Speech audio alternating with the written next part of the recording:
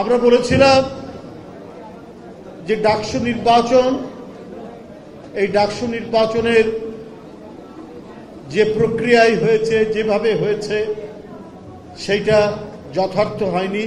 এখানে অনেক অনিয়মের আমরা খোঁজ খবর পাচ্ছি। সেদিন আমরা বলেছি তাদের ব্যালট পেপার, ব্যালট বই, সেখানে কোনো নাম্বার ছিল না। জাহাঙ্গীরনগর বিশ্ববিদ্যালয় জাকসুতেও তাই।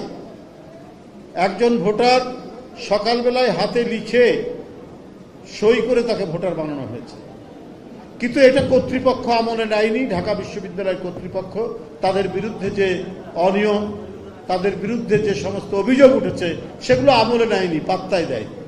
কিন্তু প্রতিদিন আমরা দেখতে পাচ্ছি অনিয়মের একটার পর একটা চিত্র, একটা ছবি ভেসে আসছে। ব্যালট পেপার পাওয়া গেছে, ছাপানো হয়েছে নীলক্ষেতে, সংবাদপত্রে এসছে, গণমাধ্যমে এসছে। এটাকে আপনি চাপা দিবেন কি করে ভাইস চ্যান্সেলর সাহেব? আরো নানা বিষয় তার কাছ থেকে আমরা পেয়েছি।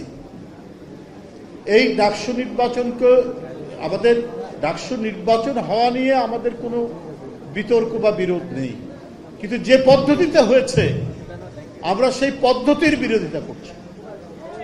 আমরা বলেছি যে মাঠ সমতল রেখে রাখা ছাড়া নির্বাচন করা উচিত নয়, কিন্তু ভাইস চ্যান্সেলর সাহেব মাঠ সমতল না করে অসমতল মাঠে তিনি নির্বাচন করে সাধারণ ছাত্রদেরকে প্রতারিত করেছেন।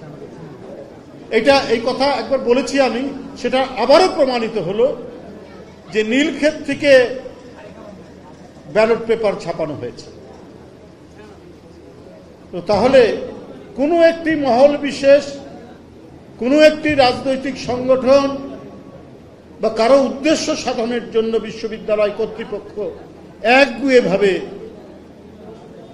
এই ডাকসু নির্বাচন, জাকসু নির্বাচন করেছে।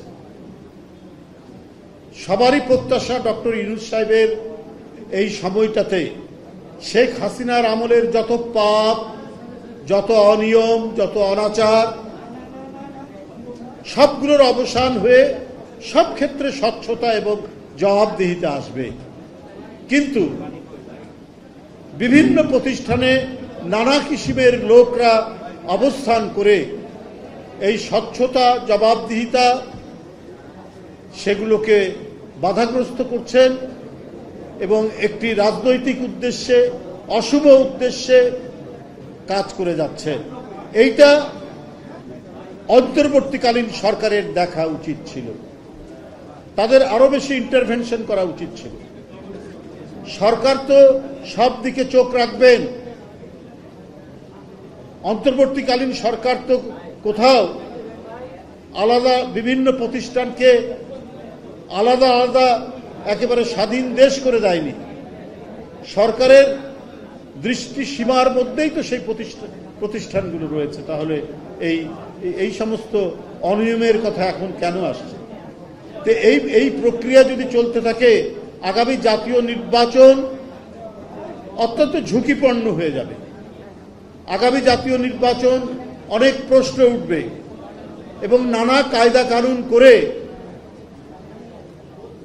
উদ্দেশ্য প্রণোদিতভাবে কোনো ফলাফল করা হবে কিনা এই নিয়ে জনমনে প্রশ্ন দেখা দিয়েছে।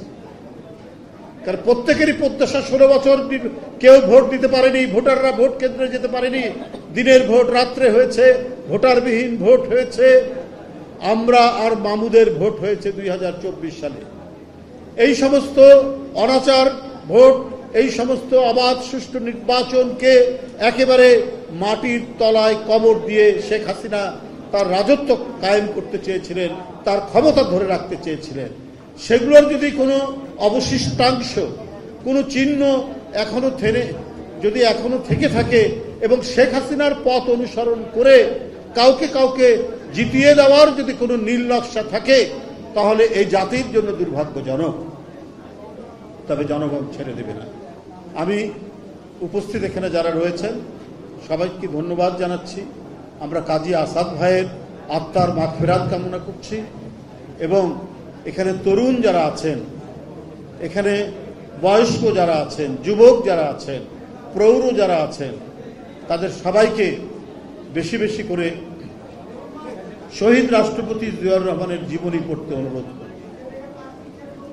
এই জন্যই পড়তে অনুরোধ করব যে একজন শাসক ক্ষমতায় থেকেছেন, কত লোক প্রলোভন, কত প্লট নিতে পারতেন, কত টাকা তিনি নিতে পারতেন, কত টাকা বাইরে পাঠাতে পারতেন, কিন্তু ওই শাক ভাত আর একটু তরকারির ঝোল খেয়ে এই দেশের শাসন করেছেন এবং এই জাতির একজন মহান গণতান্ত্রিক রাষ্ট্রনায়ক হিসাবে স্বীকৃতি পেয়েছেন।